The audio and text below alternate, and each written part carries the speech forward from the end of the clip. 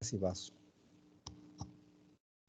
El páncreas, como ustedes saben, por sus cursos de anatomía y fisiología, es un órgano sumamente importante. Tiene una cabeza, un cuello, un cuerpo y una cola. Es un órgano eminentemente retroperitoneal, por lo tanto, cuando tratemos de hacer la semiología va a ser muy poco abordable, ¿no? Simplemente como un recuerdo de lo que ustedes ya conocen, la secreción pancreática es controlada por el sistema nervioso vegetativo a través del nervio vago y está vinculada básicamente a la secretina y a la colecistocinina. Entonces, la secretina es una hormona producida a nivel duodenal y cuando se ve estimulada, pues lo que va a hacer es bloquear la acidez del contenido que está viniendo desde el estómago, ¿no? Y eso se encarga de tamponar la acidez con que vienen los alimentos, en base a bicarbonato y agua principalmente. La otra hormona que se produce es la colecistocinina, esto en presencia de carbohidratos, en presencia sobre todo de grasas y de aminoácidos, se va a secretar, entonces esto va a gobernar la secreción de las enzimas pancreáticas, y no solamente a ese nivel, sino también a nivel de vesícula, ¿no? Permite la secreción de bilis para que camine hacia el duodeno y se complete la digestión. Entonces, dependiendo de la secreción de la secretina y la creatinfosfoquinasa, pues, perdón, de la colecistocinina, se va a secretar enzimas digestivas que intervienen en la digestión de los tres grupos de alimentos. ¿No? Por otro lado, el páncreas tiene su porción endocrina, la cual está por las células beta, alfa, delta y las células PP. De ellas, la más importante o las más importantes son la beta y la alfa, ¿no? La cual una produce insulina, la otra glucagón, la otra somatostatina. Y dependiendo de frente a qué estímulos hay, se va a secretar más o menos insulina. Por otro lado, tienen que ver pues, otros neuropéptidos que se encargan de inhibir la secreción pancreática, ¿no? Como la somatostatina, la galanina, la encefalina, entre otras cosas.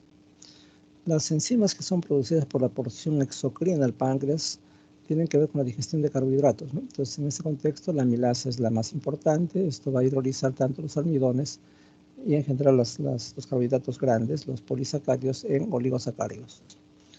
La acción lipolítica está a cargo de la lipasa, la fosfolipasa A, y estos tienen que ver con la digestión de los lípidos, de las grasas en general, ¿no? Existen las enzimas proteolíticas, entre ellas están pues la carboxipeptidasa, la quimotripsina, la tripsina, etc. Todas estas van a intervenir en la digestión de las proteínas. Entonces, visto así en forma muy somera, tanto la parte fisiológica como anatómica, ya cuando nos toca hacer la historia clínica del paciente, tenemos que situarnos en varios contextos, ¿no? Entonces, si tenemos un paciente que es, por ejemplo, un niño, y tiene una serie de síntomas como son tos crónica, broncorrea, hipersudoración, etc., entonces plantearemos la posibilidad de una fibrosis quística, ¿no? Se puede diagnosticar en adultos también, pero las primeras alertas uno las va detectando en la infancia, ¿no? En tanto, si es un paciente nonagenario, 60, 70 años, pues la primera chance que tenga una neoplasia, ¿no? La pancreatitis aguda es una de las patologías más frecuentes, se presenta entre los 30 a 60 años. Y como digo, los cánceres pues están encima de los 60, 70 años, ¿no? Lastimosamente, en oncología, los cánceres más agresivos son los de páncreas y los de vía biliar. Eso siempre resaltamos porque hay cánceres que son más o menos benevolentes, entre comillas, buena gente, ¿no? ¿Cuáles son? Los cánceres de tiroides. En tiroides hay 3 tipos o 4 tipos de cáncer, ¿no? El folicular, el papilífero, el anaplásico y el medular. Pero de esos, tanto el folicular como el papilífero crecen, se necrosan, pueden sangrar un poquito, pero no se comportan así en forma muy agresiva, ¿no? En cambio, el anaplásico sí pues da metástasis, destruye tejido vecino, etcétera, ¿no? Y eso mata. Entonces, eso para señalar que los cánceres de tiroides, la gran mayoría son foliculares y papilíferos, evolucionan lentamente, no te matan pronto. En cambio, el cáncer de páncreas, cuando da síntomas, literalmente ya está en fase 4, ¿no? Ya ha dado metástasis, el paciente se presenta con ictericia, con baja de peso, obstrucción intestinal, etc. Y entonces cuando abren el abdomen ya está diseminado, ¿no? Hay lo que se llama una carcinomatosis. Entonces estos dos cánceres, los de vías biliares y los de páncreas, cuando dan síntomas ya están muy avanzados. La expectativa de vida 4 o 6 semanas en promedio. Entonces uno tiene que estar atento en los antecedentes y historia previa de cáncer, no solamente páncreas, sino de otros niveles o factores de riesgo, ¿no? Alcoholismo crónico, tabaquismo, que tienen vinculación con el cáncer de páncreas, o episodios de pancreatitis que lo han llevado a pancreatitis crónica y eso en el tiempo puede desarrollar un CA de páncreas. De hecho, la pancreatitis aguda es más frecuente en mujeres, ¿no?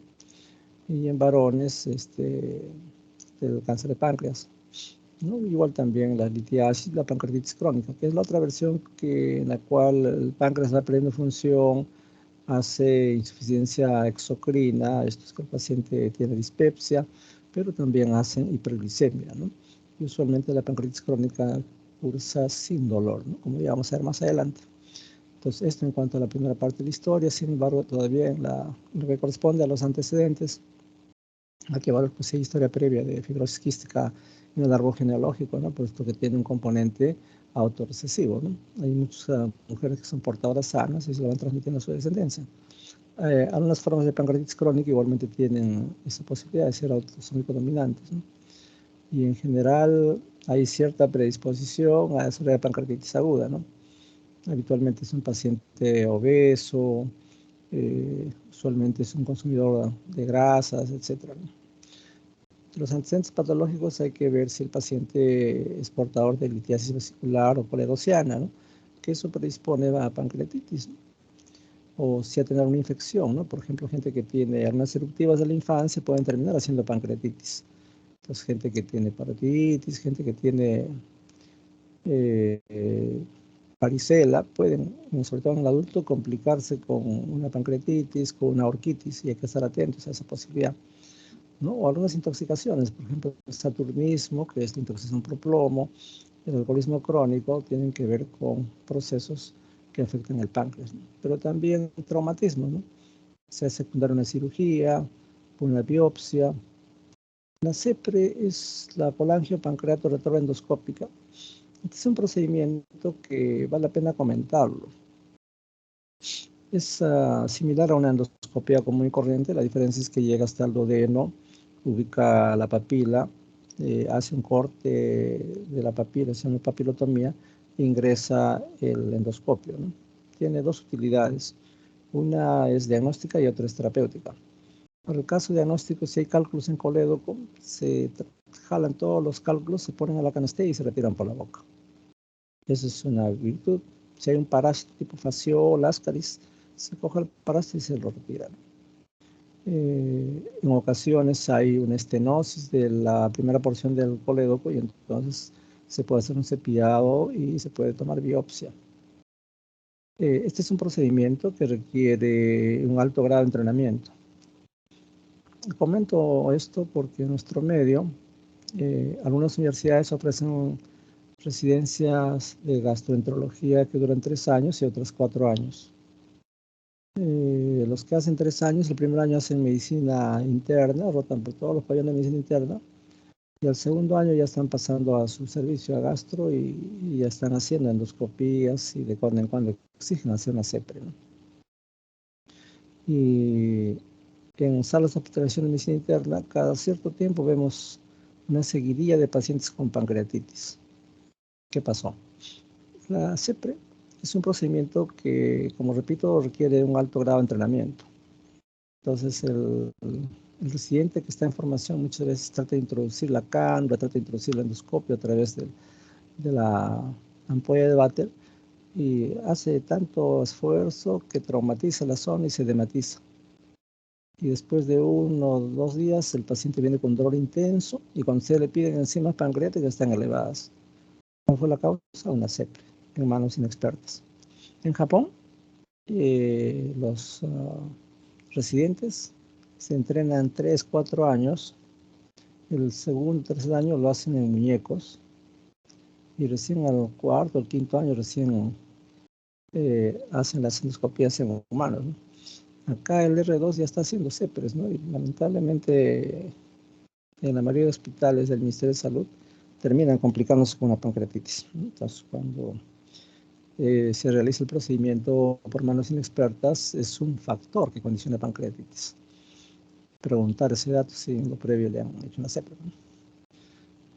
Después tienen que haber una serie de complicaciones por la diabetes, la gota, etc. Tienen como consecuencia de exposición a esto, pueden ser causa o efecto también, ¿no? Si el paciente crónicamente ha comprometido su páncreas, va a terminar como diabético, ¿no?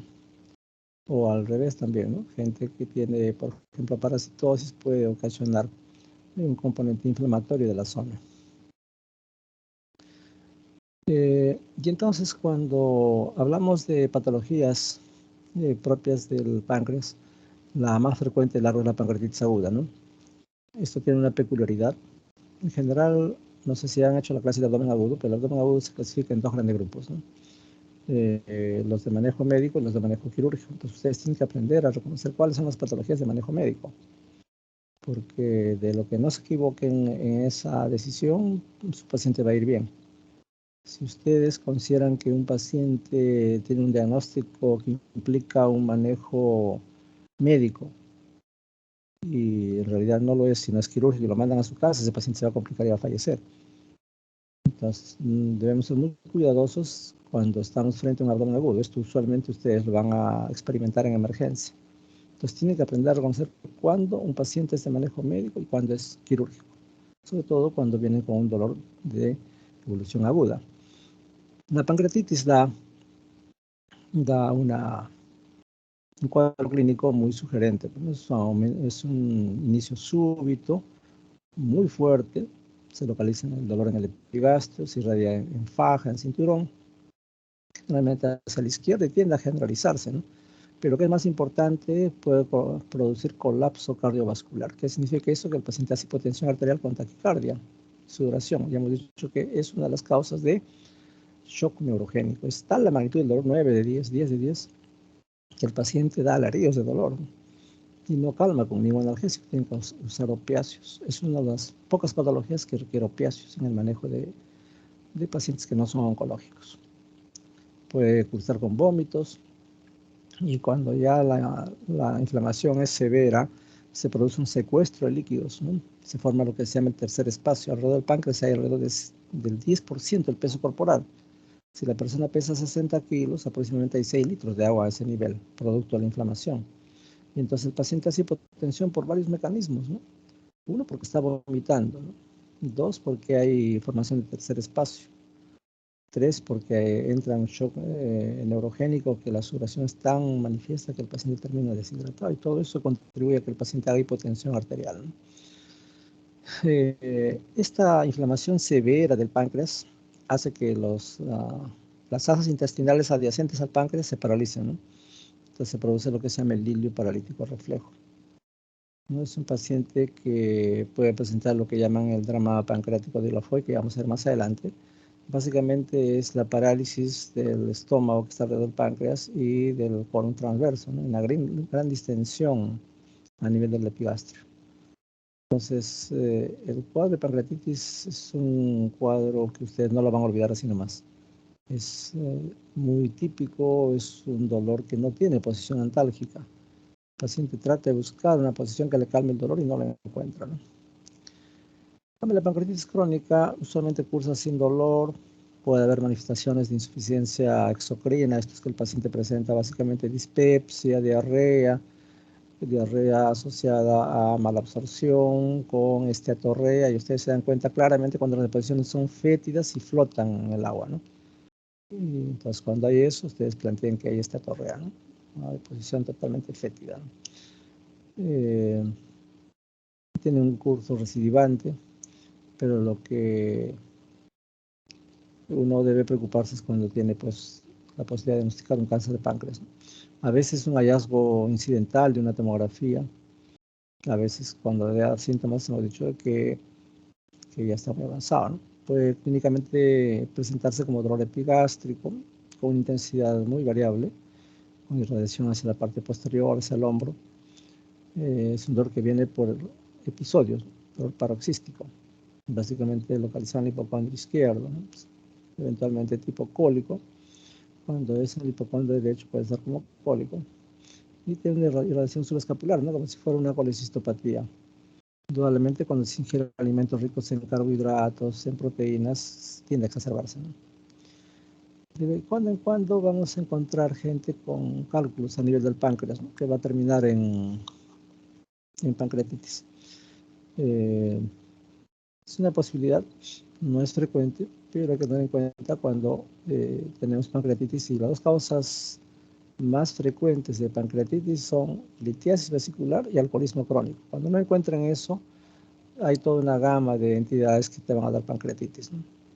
Pero el 80% de las pancreatitis son ocasionadas o por alcoholismo crónico o por cálculos en la vía biliar. La ictericia puede asociarse en un porcentaje que alcanza alrededor del 30% en los casos agudos. Los casos de pancreatitis crónica se presentan muy tardíamente, ¿no? Como digo, cuando ya el cáncer está muy avanzado. Cuando hablamos de cáncer pancreático, la ictericia se presenta cuando compromete la cabeza del páncreas en un 75%. Usualmente al principio no duele, y esta ictericia tiene el carácter de ser persistente, no desaparece, ¿no? A diferencia de la ictericia que se da porque hay un ampuloma, por ejemplo, o un colangiocarcinoma, que es un cáncer de la vía biliar, ¿no? El colega puede ser asiento de un cáncer y acá se comporta con efecto sifón. ¿Qué significa eso? El paciente hace ictericia, está una temporada con ictericia, luego se baja, desaparece la ictericia y después de un tiempo otra vez. Cuando esa ictericia es ondulante, sospechen un ampuloma. En cambio, el cáncer de páncreas, sobre todo la que está localizada en la cabeza, el páncreas es una ictericia persistente y progresiva, ¿no? Comenzó con 13 bilirrubinas que ya se detecta clínicamente, sube a 5, 7, 15, 20, ¿no? Cuando ya está en 15 bilirrubinas y el paciente está sumamente ictérico, potencialmente ya está haciendo una insuficiencia renal por pigmentos, un taponamiento renal. Entonces hay que hacer prevención, hidratarlo bien, favorecer la biopsia. Cuando tiene más de 30 bilirrubinas, definitivamente ya tiene insuficiencia renal por pigmentos. Entonces hay que tener cuidado con esos pacientes, hay que colocarle un stent, una derivación, porque eso va a retardar la muerte, ¿no? Porque realmente los cánceres a este nivel pues, son muy agresivos, ¿no? Por otro lado, pueden cursar con trastornos digestivos otras comorbilidades o la misma pancreatitis, ¿no? Se puede cursar con anorexia, náuseas, vómitos, eventualmente diarrea, cialorrea. Solig-Ellison es una patología que consiste en una tumoración que asienta en el intestino o en el páncreas, ¿no? Se encarga de producir gastrina a dosis muy altas, y lo cual termina generando úlceras múltiples, tanto en duodeno como en estómago, que es la patente de un síndrome Solig-Ellison. Otra forma de presentación de las patologías pancreáticas lo constituye la pérdida ponderal. Entonces, ya varias veces me han escuchado decir que cuando el paciente presenta síndrome consuntivo, hay que evaluar 3 niveles, ¿no? Infecciones crónicas, endocrinopatías y, en tercer lugar, neoplasia. Y las neoplasias que están ocultas a veces son los cánceres de páncreas. Ustedes toman una ecografía y hay abundante meteorismo, no deja ver bien el páncreas, y por lo demás, pues el páncreas hemos dicho que es retroperitoneal, por lo tanto al ecografista le cuesta definir. Pues definitivamente el examen que sí va a ser de ayuda es la tomografía. Igual la pancreatitis crónica debe ser documentada con una tomografía. En ocasiones los pacientes que tienen pancreatitis pueden cursar con derrame pleural, con ascitis, ¿no? Esto ya habla de una pancreatitis mucho más severa, ¿no? Cuando tengan entre manos un paciente con pancreatitis, lo siguiente que hacen después de haber diagnosticado, bueno, el diagnóstico implica un dolor muy intenso, con todas las características que hemos señalado, y cuando ustedes piden amilasa o lipasa están elevadas, ¿no?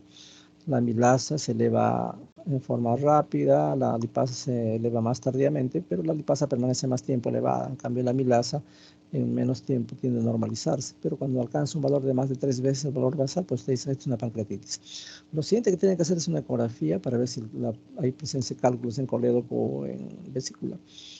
Pero si eso no brinda la ayuda que uno espera, entonces hay que hacer una tomografía. Y lo siguiente que uno hace cuando un paciente tiene pancreatitis es establecer la severidad. De acuerdo a la severidad, yo tengo que decir dónde lo voy a manejar, ¿no? De hecho, que la pancreatitis aguda es una enfermedad que constituye un cuadro de abdomen agudo de manejo médico. Es decir, lo van a manejar en la sala de hospitalización de medicina. Y entonces, ¿cómo sé que mi paciente va a ir a una sala de hospitalización o va a ir a la UCI? Entonces, parece una larga lista de criterios, ¿no? Están los criterios de Van Biese, están los criterios de Baltasar, de Ranzo, cada cual tiene características muy propias. En una emergencia para gente que está manejando estos casos, es suficiente hacer los criterios de Ranzo. Ranzo no es para diagnosticar la pancreatitis, sino sirve para establecer pronóstico y mortalidad, indudablemente. Entonces, si es un Ransom 0 o 1, lo puedo manejar en sala de hospitalización, pero es un Ransom 3, definitivamente pasa a la UCI. Entonces, la pancreatitis aguda tiene dos versiones, ¿no? La forma leve y la forma severa. La forma leve, como repito, pasa a una sala de hospitalización, le pongo sondas nasogástricas, rectales, con la idea de descomprimir el abdomen. Recuerdo que está muy distendido producto del hilio paralítico, reflejo. Y lo hidrato adecuadamente. Recuerden que es un paciente que tiene una deficiencia de 10% de su peso corporal porque ha formado tercer espacio. Y obviamente manejo de dolor, ¿no?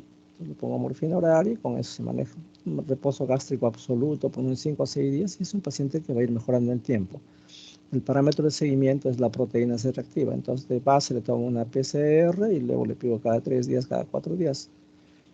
Porque si el paciente, por ejemplo, tiene necesidad quirúrgica, tiene una vesícula con paredes que no están engrosadas, no hay fiebre, hay cálculos y esa es la causa, el siguiente paso va a ser pedir al cirujano que lo opere. Pero el cirujano usualmente no quiere entrar. ¿Por qué? Porque todo eso está con un componente inflamatorio importante. Y eso hace que cuando pongan los puntos es como si estuvieran cociendo mantequilla, ¿no? Se salen los puntos.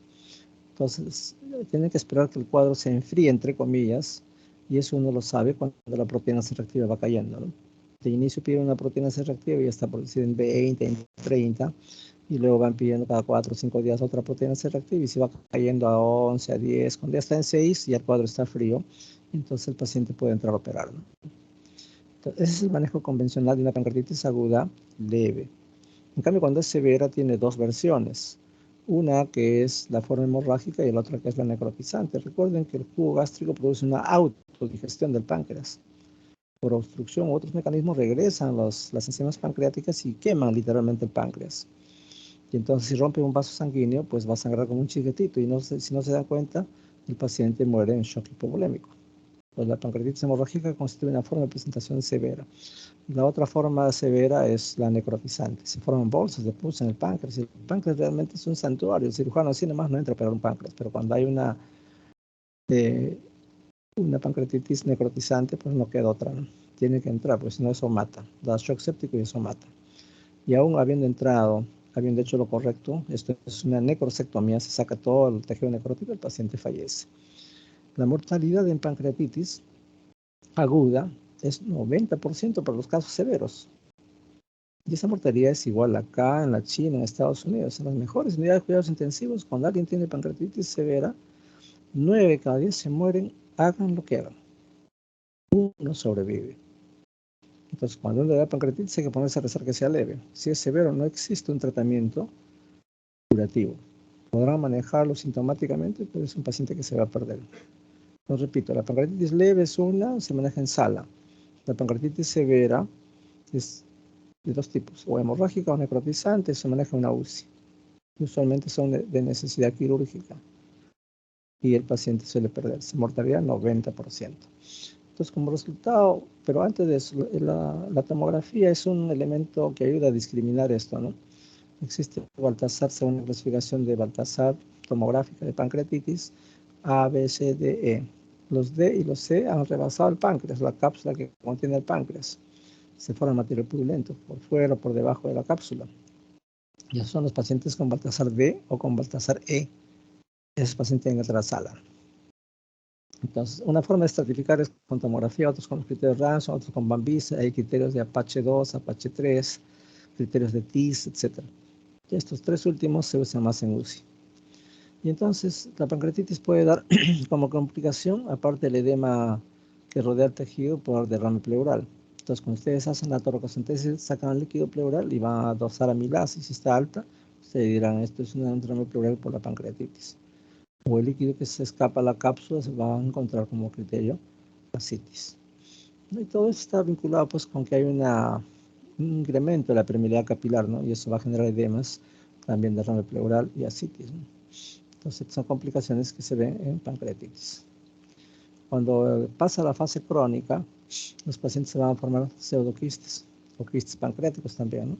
Que básicamente son cápsulas, bolsas de un contenido mucinoso que usualmente está aséptico y acá no es quirúrgico, se hace seguimiento mensual o bimestral con tomografías y esto se va reduciendo de tamaño. Cuando aparece fiebre, si ya se abscedó y hay que operar, ¿no? Habíamos dicho que la pancreatitis puede dar manifestaciones hemorrágicas. En la versión severa puede haber sangrado en las serosas, esto es en el peritoneo, equimosis cutánea. Vamos a ver que hay dos signos, ¿no? El signo del Cullen y el signo de Grey-Turner, que en buena cuenta nos hablan de una pancreatitis hemorrágica de cuerpo de cola. Y vamos a ver eso gráficamente, ¿no? Como expresión de un paciente que hace síndrome de respuesta inflamatoria sistémica, el paciente puede ir a una coagulación intravascular diseminada, que es el punto de no retorno. Cuando un paciente tiene shock y llega a la condición de CID, coagulación intravascular diseminada, es un paciente que ya literalmente está muerto. ¿Por qué? Porque hagan lo que hagan, los pacientes que tienen CID, coagulación intravascular diseminada, ya no van a retornar por más sinotrópicos que utilicen. Vamos a usar dopamina, butamina, vamos a usar adrenalina, noradrenalina, vasopresina, igual el paciente se va a perder. Entonces todo esto expresa el sangrado, es parte de la coagulación intravascular diseminada, si es que no ha habido de por medio una pancreatitis hemorrágica. Pueden haber pérdidas digestivas secundarias a pancreatitis crónica principalmente por cáncer, etc. Alteraciones psíquicas pueden acompañar a estas patologías, ¿no? Por ejemplo, en pancreatitis aguda el paciente puede hacer encefalopatía y va a presentarse con agitación psicomotriz, algo desorientado, no reconoce dónde está, etc. Pero también puede presentar tetania y la tetania está vinculada directamente con los niveles de calcio. ¿Y qué pasa allí? Se produce una saponificación de los jabones, entonces se consume calcio, ¿no? Perdón, las saponificaciones de las grasas se forman jabones. En eso consiste, ¿no? Entonces, al saponificarse las grasas y formarse jabones, se consume calcio. El paciente comienza a hacer tetania, ¿no? Signo de Chauvet, signo de Trousseau. Toman la presión y cuando dejan en la presión media un par de minutos, los dedos comienzan a ponerse, los dedos de la mano, como mano de partero, ¿no? Eso se llama signo de Chauvet. Perdón, de Trousseau. Y el Chauvet es cuando percuten el macetero y hacen como si fuera una risa sardónica. Todo eso nos dice que la hipocalcemia es parte de una tetania, y la tetania puede estar presente en pancreatitis extensas, pancreatitis que están haciendo saponificación de los jabones y formando, saponificación de la grasa y formando jabones, ¿no? Y con consumo de calcio. Las pancreatitis crónicas se pueden cursar con necrosis grasa, y entonces ya cuando nos vamos a hacer la inspección como parte del examen de abdomen, vamos a tener que pues ver qué características tiene ese abdomen, ¿no? Cuando el paciente tiene una pancreatitis aguda, es un paciente que está totalmente inmóvil, ¿no? ¿Por qué? Porque le duele, pues no tiene posición para que le calme el dolor, ¿no? Tiene aspecto de shock, y realmente sí hacen shock, porque ya expliqué los motivos, ¿no? Puede haber trastorno sensorio, cuando es una pancreatitis severa, es un paciente que está desorientado, está obnubilado. El signo de Gobiet, ¿no? Que es básicamente una parálisis del colon transverso y del estómago, y eso produce una distensión abdominal a nivel epigástrico, como vamos a ver una gráfica más adelante, ¿no? Y tiene rubefacción facial. Cuando es una pancreatitis crónica y una neoplasia, dolores más soportables que hay, ¿no? Usualmente no les duele y tienen una posición negativa y fusil. Y la ictericia hemos señalado que puede acompañar las formas agudas o crónicas en porcentajes que alcanzan alrededor del 30%, ¿no? Tal vez la peculiaridad más importante de una ictericia melánica es que uno sospecha de una neoplasia vía biliar, ¿no? Es un verde oscuro, un verde plomizo, ¿no? Eso es una ictericia melánica. Y de inicio uno ya tiene que ir planteando en neoplasia. Y entonces, cuando hacemos la inspección del abdomen, pues vamos a encontrar tumefacciones muy circunscritas, tumoraciones que dan la experiencia de un bulto en el epigastrio, por ejemplo, como ya vamos a ver en este signo que les mencioné de Gobiet. Y cuando es una pancreatitis necrotizante de hemorragia, van a encontrar signo de Cullen, ¿no? Que son básicamente manchas equimóticas a nivel del mesogastrio, alrededor del ombligo. Y también pueden encontrar signos de equimosis en el flanco izquierdo, ¿no? En la región lumbar. Eso se llama signo de Grey-Turner o Halsted también. Eso es expresión de pancreatitis hemorrágica. En ocasiones se pueden formar fístulas, ¿no? Entre el páncreas y la piel, por ejemplo, ¿no? No es frecuente, pero existe. Entonces, estos son los dos famosos signos de Cullen, una equimosis periumbilical, pancreatitis hemorrágica de cabeza. En cambio, cuando es una equimosis en los flancos, inclusive puede comprometer todo el flanco derecho e izquierdo, pero principalmente el izquierdo, eso nos dice que hay una pancreatitis hemorrágica en la cola. Entonces, Cullen, pancreatitis hemorrágica de cabeza, Grey-Turner, pancreatitis hemorrágica de cola. Pues se pregunta examen. El signo de Trousseau, ¿no? Las manos de partero, ¿no? Esto traduce hipocalcemia. ¿Por qué? Porque se está produciendo la saponificación de las grasas, producto de la pancreatitis. Cuando palpamos hay que ver cómo está el tono de la pared del abdomen. De hecho, que estos pacientes tienen un estado de hiperalgesia y existen eventualmente puntos dolorosos, ¿no? Que no son frecuentes, solo van a estar presentes cuando el paciente tiene una pancreatitis de cabeza. Recuerden que el resto del páncreas es un órgano retroperitoneal, por lo tanto no son abordables desde el punto de vista semiológico. Obviamente hay que ver cuál es el estado de la vesícula, buscando a Murphy, y eventualmente se puede palpar el páncreas con ciertos grados de dureza, ¿no? Pero eso es casi inusual, como repito, es retroperitoneal. En cuanto al tono de la pared del abdomen, hay lo que se llama la resistencia epigástrica, ¿no? Signo de Gobiet. Ya vamos a ver en forma más gráfica en la siguiente. Pancreatitis crónico carcinoma, usualmente en la palpación no va a encontrar nada. Rara vez el Chaufar o el Desjardins va a ser positivo, ya vamos a explicar en qué consiste eso. Entonces, es el signo de Gobiet. Note una gran distensión del colon transverso y el epigastrio, ¿no? Entonces, se llama signo de Gobiet. No es frecuente encontrarlo, pero existe.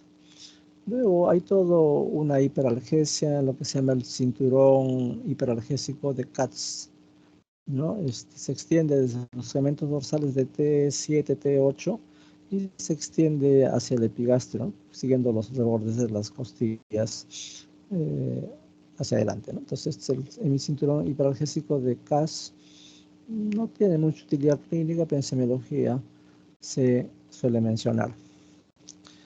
El otro hallazgo que puede ser de ayuda en pancreatitis de cabeza es el triángulo de Chaufar, ¿no? Que consiste, acá tengo la cicatriz umbilical, tras una línea imaginaria que va hacia el hombro, a 6 centímetros, ahí queda el punto de Desjardins, de acá abajo lo estamos señalando, a 6 centímetros, y ese punto de Desjardins, que es el epónimo, traduce patología de 3 órganos, ¿no? También se llama punto pancreato duodeno coledociano. Entonces el Desjardins nos traduce patología del páncreas, del duodeno o del colédoco. Entonces uno a ese nivel introduce el dedito tratando de deprimir el abdomen unos 2 o 3 centímetros. Y si el paciente salta de dolor, dicen Desjardins positivo. Ese es un punto a favor de una pancreatitis de cabeza. Pero repito, también puede darse en patología duodenal o en patología coledociana. Pues, si se acompaña un dolor intenso, lo más probable es que es una pancreatitis de cabeza. Y lo otro que nos va a sugerir que es una pancreatitis de cabeza es el triángulo de Chaufar. A esos 6 centímetros que ubicaron en la imagen anterior, traza una perpendicular que acá no está bien graficada hacia la línea media. Y se va a formar un triangulito entre la línea media, su perpendicular a 6 centímetros, y ese triangulito se llama triángulo de Chaufar. Eso corresponde a la proyección topográfica de la cabeza del páncreas. Entonces, con 3 deditos, el índice, el medio y el anular, ustedes entran en ese triangulito y lo presionan, y si salta de dolor, Chaufar positivo, ¿no? Igual, pancreatitis de cabeza. Esos dos son los 2 únicos puntos abordables, clásicos, de una pancreatitis. Por lo demás, el páncreas no es abordable, ¿no? Hay otros puntos que yo particularmente no los uso, pero que están descritos, el punto de Orlowski, de las articulaciones acromioclaviculares hacia la línea media de la ingle, se trazan 2 líneas de cada lado y la intersección, ahí queda el punto de Orlowski. Yo nunca lo uso. Después el punto subcostal de Mallet-Cuy, ¿no? El paciente está en decúbito lateral derecho, la mano del explorador está, bueno, el explorador está por detrás del paciente y su mano trata de desviar entre el estómago, está desviando hacia la derecha y permite que se pueda palpar directamente el cuerpo, el páncreas, ¿no? También no es práctico, recuerden que es un paciente que está con mucho dolor y usualmente no colabora, ¿no? Entonces, las maniobras simplemente se las menciono como parte del contexto semiológico, pero que no tiene mucha utilidad práctica. Igual esto, acá, bueno, hay intención de tratar de ver este punto costofrénico de Mayo-Robson y el punto Preyoni que se considera que el punto parecido al de Hardings, ¿no? Es a 2 dedos por encima del ombligo, se hace arriba, y un dedo a la izquierda, ¿no? Eso correspondería al punto Preyoni y que nos dice que hay una pancreatitis de cabeza. También habíamos dicho que había que establecer la pared de la vesícula, ¿no? Entonces, normalmente la vesícula ustedes saben que no se palpa. ¿Por qué? Porque está debajo del hígado. Y entonces cuando ustedes tienen un tumor que está rechazando a la vesícula y hace que la vesícula se torne palpable, a eso se llama signo de Courvoisier-Terrier. Entonces, pregunta examen, ¿no? ¿Qué es el signo de Courvoisier-Terrier o qué traduce? Traduce un cáncer de páncreas, ¿no? Entonces, el páncreas, cuando es afectado por una neoplasia de cabeza, desplaza la vesícula. Entonces, cuando ustedes examinan la región subcostal derecha, van a encontrar como una pelotita. ¿Qué es eso? La vesícula. La peculiaridad es que es no dolorosa.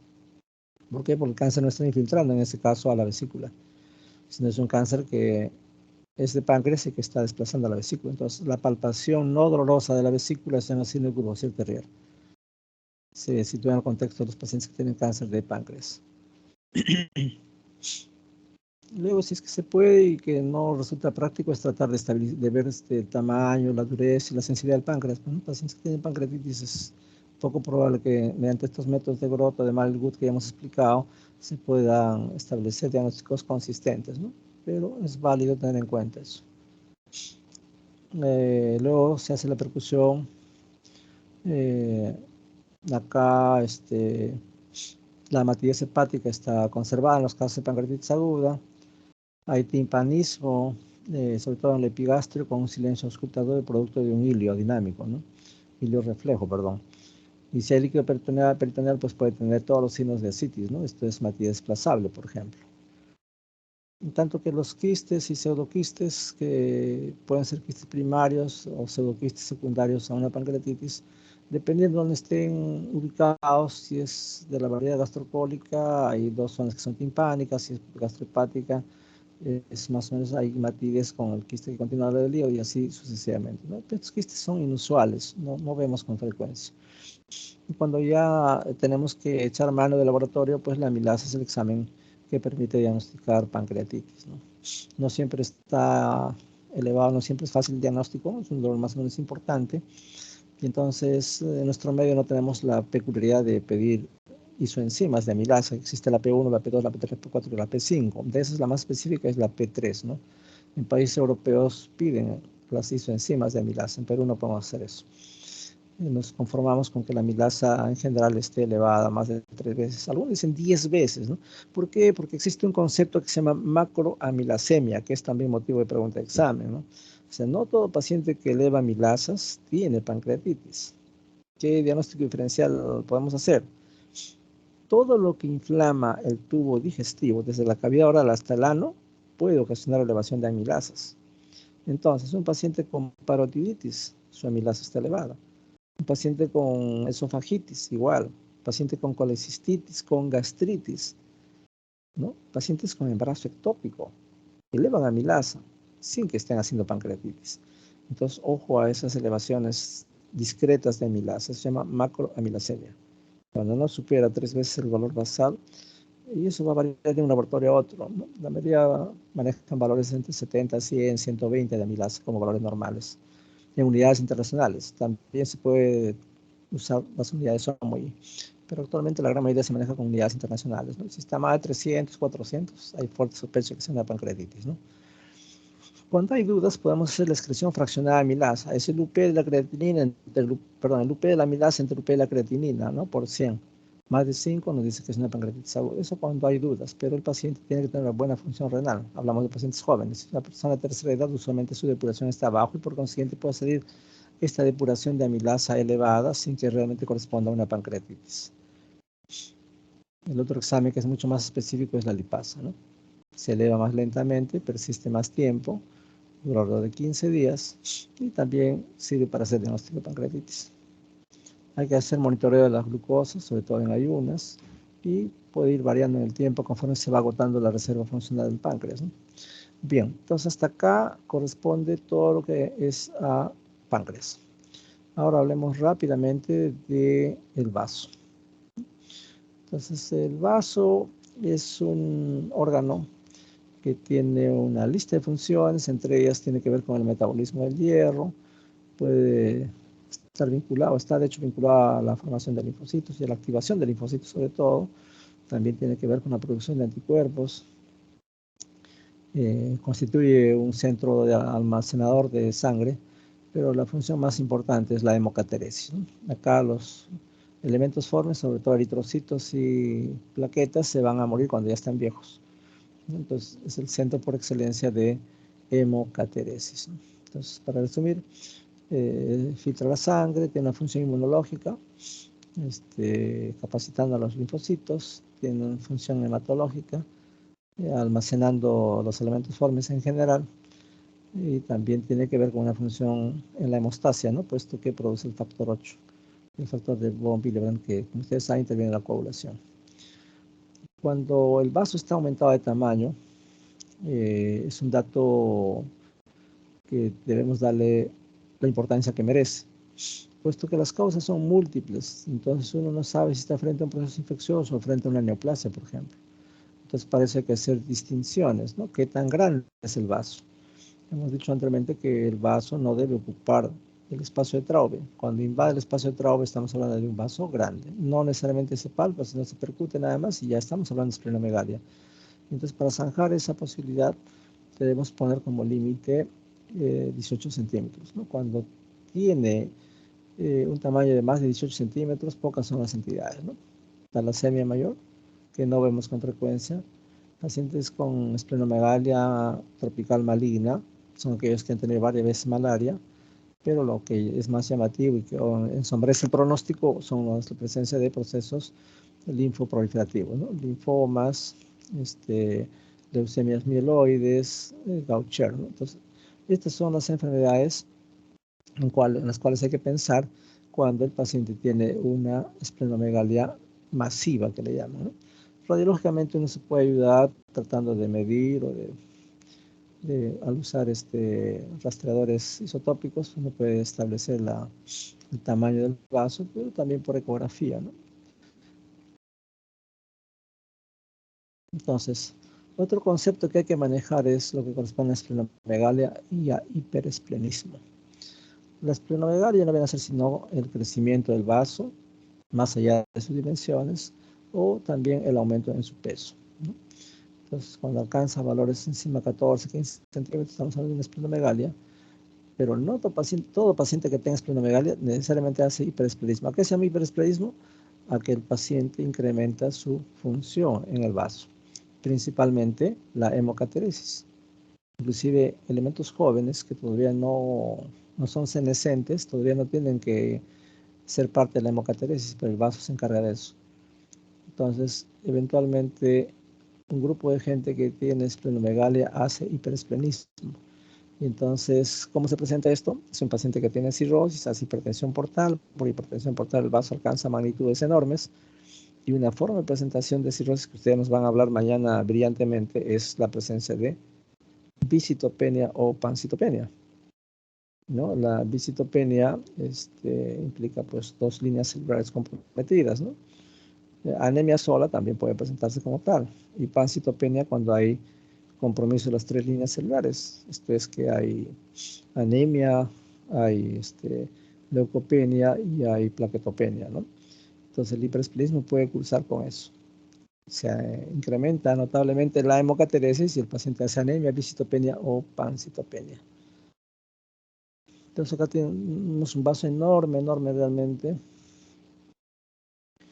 Y señala pues como límite superior a 14 centímetros, ¿no? Para hablar del eje longitudinal. Cuando pasa los 2 centímetros, en particular 14, estamos hablando que es un paciente con una esplenomegalia, ¿no? En el interrogatorio hay que ver si hay dolor. Eventualmente el paciente, cuando hay distensión de la cápsula que contiene el vaso, puede presentar dolor. Puede haber esplenomegalia con fiebre, hay que buscar las causas. O en traumatismos viscerales, paciente tránsito, por ejemplo, cuando hay ruptura de vaso, se produce una hemorragia cataclísmica. Recuerden que este es un centro almacenador de sangre y si se rompe, pues va a sangrar masivamente y el paciente hace shock hipovolémico, ¿no? Entonces, es una causa de muerte súbita inclusive. Se rompe el vaso y sangra, pero tremendamente. En ocasiones, como parte de un absceso o de una neoplasia, se produce una periesplenitis, ¿no? La cápsula que contiene el vaso se inflama y eso puede provocar dolor. O a veces es un vaso producto de la congestión por cirrosis y es un dolor sordo que no lo puede precisar bien el paciente, tipo tirantez, ¿no? Que se incrementa con la marcha. En ocasiones existen infartos esplénicos, ¿no? Y es un dolor muy intenso, ¿no? Que puede producir hipotensión arterial. Y como repito, cuando hay ruptura de vaso, pues es un dolor intenso, agudo, en el hipocondrio izquierdo, puede darse en malaria, sobre todo en vasos grandes y golpes pequeños, como los que se pueden dar a un paciente con leucemia mielocítica crónica, pueden experimentar rotura de vaso, ¿no? Gaucher es otra enfermedad que puede cursar con esplenomegalia masiva. Cuando hacemos la inspección del vaso, si está realmente grande, pues veremos que en el abdomen hay una asimetría, hay abombamiento al hipocondrio izquierdo, puede haber cierto abombamiento a la base del hemitórax izquierdo, y en ocasiones si vemos que hay circulación venosa colateral portocava, ya no cava, sino portocava, eso sugiere que hay una cirrosis con esplenomegalia, ¿no? Y eventualmente también puede haber una trombosis de la vena porta. Normalmente el vaso no se palpa, ¿no? Salvo que hay una tosis esplénica, tosis cuando se descuela, pacientes que han tenido un peso importante y después han bajado 20, 30 kilos de peso, pues puede hacerse palpable el vaso sin que tenga esplenomegalia. Entonces hay que verificar bien la longitud del vaso, ¿no? Entonces reiteramos que el vaso normalmente no es palpable, solo se palpa cuando hay esplenomegalia, ¿no? Y cuando crece el vaso lo hace en sentido hacia abajo y hacia la parte medial, ¿no? Hacia adelante. El vaso crece en esta dirección. Cuando el vaso está crecido, pues como en todo órgano que se hace palpable, hay que determinar todas las características, ¿no? Qué tamaño tiene, si las superficies están fractuosas, si es un borde cortante, es un borde romo, si es liso o tiene nódulos, si tiene consistencia cauchosa o es pétreo, si se moviliza con inspiración, expiración, si el menor contacto es doloroso, si tiene soplos o es pulsátil, ¿no? Producto de una hipervascularidad, ¿no? Entonces, eso. Y bueno, para palpar el vaso hay varias posturas, ¿no? Se puede palpar en decúbito dorsal, como ya vamos a ver unas figuras más adelante. Se puede palpar en decúbito lateral, es una posición de Naegeli. En decúbito dorsal lateral derecho, la de Merlo. En decúbito diagonal, la de Schuster. Yo diría que esta es la posición más usada, ¿no? Hay dos formas, pero la forma que yo utilizo no es la que está señalada acá. Consiste en que el paciente está en decúbito lateral derecho, con los dos brazos detrás del cuello. El miembro inferior derecho está recto y el miembro inferior izquierdo está flexionado. Esa es la posición de Schuster. En esa posición el vaso desciende y se puede hacer palpable o percutible. Entonces la posición de Schuster, repito, decúbito lateral derecho, los dos brazos del paciente detrás del cuello. El miembro inferior derecho está recto y el miembro inferior izquierdo está flexionado, ¿no? Eso ofrece un abordaje del vaso más fácil. También de pie se puede examinar. Yo usualmente no lo hago, no es muy útil. ¿Y dónde se ubica el explorador? Puede ser, está sentado, de pie, puede estar a la derecha, a la izquierda del paciente. Hay varias modalidades, ¿no? Entonces, técnicamente uno aplica la manito, orienta hacia en forma oblicua hacia la región subcostal izquierda y puede tratar de acercar con la mano izquierda y la mano derecha para hacerlo palpable, ¿no? O la maniobra del enganche, parecida a lo que hemos visto en SMLG del hígado, también es otra forma de tratar de abordar el borde, ¿no? del vaso en caso que esté crecido. De cúbito lateral derecho, que es la posición de Naegeli. De cúbito dorsal derecho, la otra de Merlo. Acá tiene una gráfica tratando de desplazar con la mano izquierda las vísceras para el lado derecho y con la mano derecha tratar de palpar el borde del vaso, ¿no? No siempre es fácil en esa maniobra. Como repito, la de Schuster es la que más usan y es la que mejores dividendos da. Pues una vez que han definido la esplenomegalia, pues tienen que saber más o menos qué volumen puede tener. Tienen que señalar si está por debajo del borde costal, a la altura de la undécima o la décima costilla, o está ocupando todo el cuadrante superior izquierdo, etcétera, ¿no? Hay que señalar esas características. Ya hemos señalado que percutiendo el vaso podemos tener idea de que esté ocupando el espacio de Traube. Eso a las claras nos dice que ya existe esplenomegalia. El Traube tiene que estar libre, el Traube tiene que ser timpánico. Y si suena mate, pues hay esplenomegalia, ¿no? Están percutiendo el espacio de Traube. Y de esa forma ustedes van a determinar si hay o no hay esplenomegalia, ¿no? Y también se puede auscultar, ¿no? En ocasiones va a encontrar frote. Eso se ve en periesplenitis o en los infartos esplénicos. Es motivo de pregunta, ¿ya? Siempre les preguntan todos los años cuando hay perihepatitis y cuando hay periesplenitis, ¿no? Entonces, cuando hay frote o roce al auscultar, sea en el hipocondrio derecho o en el hipocondrio izquierdo, estamos hablando de perihepatitis en el lado derecho y periesplenitis en el lado izquierdo.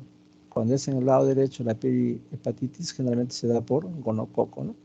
Entonces se llama síndrome de Fitzhugh-Curtis, perihepatitis gonocócica.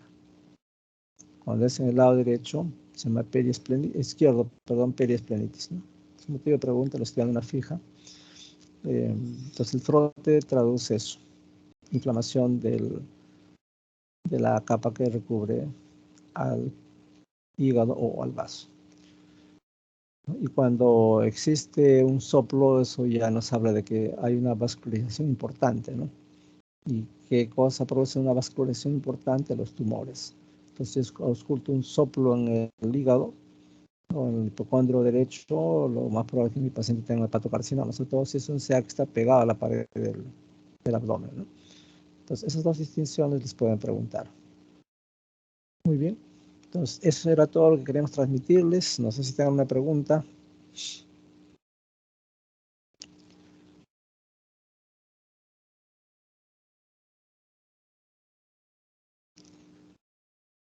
Bien.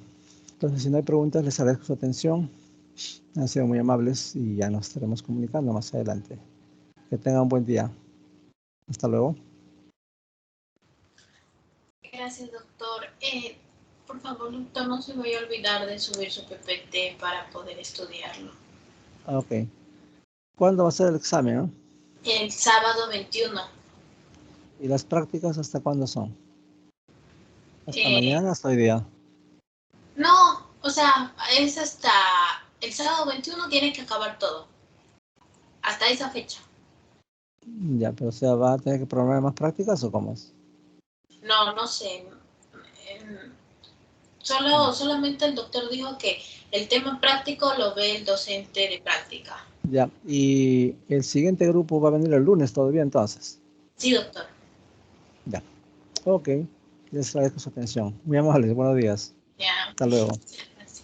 Luego. Hasta luego.